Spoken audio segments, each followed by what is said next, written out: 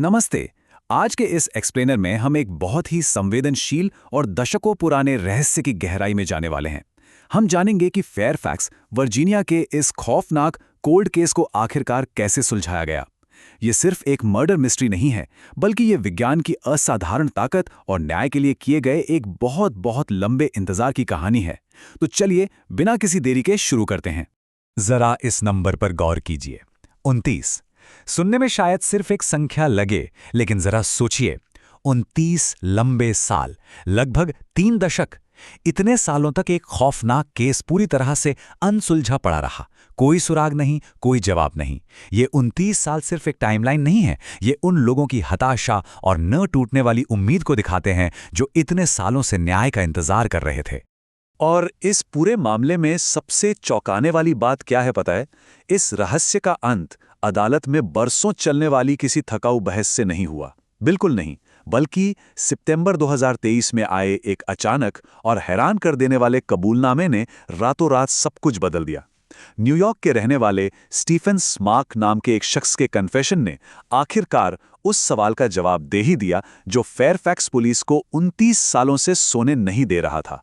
तो आइए इस कहानी के पहले हिस्से पर एक नज़र डालते हैं, द शॉकिंग 2023 कन्फेशन। देखिए, जब हमें क्लाइमैक्स पहले से पता हो तो हमारा दिमाग अपराधी कौन था के बजाय इस बात पर फोकस करने लगता है कि आखिर ये हुआ कैसे। सितंबर 2023 में आए इस कबूलनामे के साथ भी यही हुआ। अब सबसे बड़ा सवाल ये था कि आधुनिक जांचकर्ताओं ने ऐसा कौन सा जादुई तरीका निकाल लिया जिससे वो इतने दशकों बाद सीधे स्टीफन स्मर्क के दरवाजे तक जा पहुंचे। इस कैसे को समझने के लिए हमें थोड़ा पीछे जाना होगा। भाग 2, 1994 का घटनास्थल। साल 1994, फेयरफैक्स वर्जीनिया। 37 साल के रॉबिन लॉरेंस की उनके ही घर में बेहद बेरहमी से हत्या कर दी जाती है। ये एक ऐसा क्राइम सीन था जिसे देखकर पुलिस भी दहल गई थी। लेकिन इसमें सबसे ज्यादा दिल चीर देने वाली बात क्या थी? रॉबिन की 2 साल की छोटी सी बच्ची उसी घर में बिल्कुल सुरक्षित पाई गई थी। जांचकर्ताओं ने अपनी पूरी जान लगा दी, लेकिन सुराग इतने कम थे कि शुरुआती जांच बहुत ही जल्दी एक बंद गली में जाकर खत्म हो गई। और यहीं से शुरू होता है इंतजार का एक लंबा दौर। भाग 3, दशकों तक कोई जवाब नहीं। इस टाइमलाइन को देखिए, ये पूरी कहानी खुद बयां कर रही है। 1994 में ये भयानक त्रासदी हुई। फिर 1995 से लेकर 2022 तक कुछ नहीं, बिल्कुल सन्नाटा। जांच हर बार एक नई दीवार से टकरा जाती। फिर अचानक 2023 की शुरुआत में मॉडर्न फोरेंसिक्स ने दबे पांव नई संभावनाओं के दरवाजे खोले। और देखते ही देखते महज कुछ महीनों के अंदर सितंबर 2023 में आखिरी कन्फेशन हासिल कर लिया गया। उन 29 सालों के खालीपन के बारे में जरा सोचकर देखिए। एक तरफ क्राइम सीन से इकट्ठा किए गए सबूत समय के साथ धुंधले और पुराने पड़ रहे थे, लेकिन दूसरी तरफ पर्दे के पीछे कुछ और भी हो रहा था। विज्ञान अपनी चरम सीमा की ओर तेजी से बढ़ रहा था। एक समय था जब लगा कि अब ये केस कभी नहीं सुलझेगा, जब तक कि टेक्नोलॉजी ने आकर इस पूरे गेम को ही नहीं पलट दिया। और यही हमें लाता है इस कहानी के सबसे अहम मोड़ पर। भाग 4, द इन्वेस्टिगेटिव ब्रेक थ्रू, यानी वैज्ञानिक सफलता। इस पूरी जांच का हीरो रही एक खास तकनीक जिसे जेनेटिक जीनियोलॉजी या फैमिलियल डीएनए टेस्टिंग कहते हैं।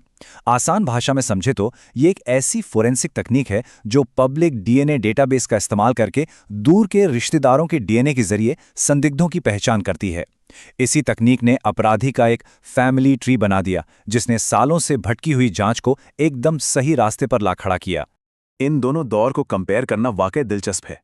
1994 में डीएनए प्रोफाइलिंग की तकनीक ना के बराबर थी। पुलिस के पास सिर्फ एक धुंधला सा स्केच था। लेकिन 2023 का जेनेटिक विज्ञान इतना एडवांस था कि उसने दूर के रिश्तेदारों के डीएनए से अपराधी को ढूंढ निकाला। इसी तकनीक की मदद से पुलिस स्टीफन स्मर्क की 1998 की एक तस्वीर तक पहुंची जब वो सेना में था। और यकीन मानिए, वो तस्वीर 1994 के उस पुराने पुलिस स्केच से बिल्कुल हूबहू मेल खाती थी। अब जबकि अपराधी का चेहरा सामने आ चुका था, बारी थी उसे पकड़ने की। भाग 5, अंतिम कबूलनामा। जांचकर्ताओं ने इसे बिल्कुल एक स्टेप बाय स्टेप प्रोसेस की तरह अंजाम दिया। पहला कदम, नई डीएनए तकनीक से स्टीफन स्मर्क की पुख्ता पहचान करना। दूसरा कदम, फेयरफैक्स के जासूस सीधा न्यूयॉर्क के निस्कायूना में स्मर्क के घर पहुंच गए और उसके सामने ऐसे अकाट्य फोरेंसिक सबूत रख दिए जिन्हें झुठलाना नामुमकिन था। और तीसरा कदम, अपना खेल खत्म होते देख स्मर्क ने बिना किसी विरोध के सरेंडर कर दिया और अपना गुनाह साफ साफ कबूल कर लिया। सीधे शब्दों में कहें तो स्मर्क के पास अब कोई रास्ता बचा ही नहीं था। डीएनए साइंस इतना सटीक और धारदार था कि उसने 29 साल पुरानी बंद फाइल के पन्ने जबरदस्ती खुलवा दिए। वैज्ञानिक सबूतों का दबाव इतना ज्यादा था कि मुजरिम के पास नहीं कहने की कोई गुंजाइश ही नहीं बची। उसे अपना सच उगलना ही पड़ा। और इस तरह हम इस कहानी के अंत तक पहुंचते हैं। भाग 6, न्याय और शांति।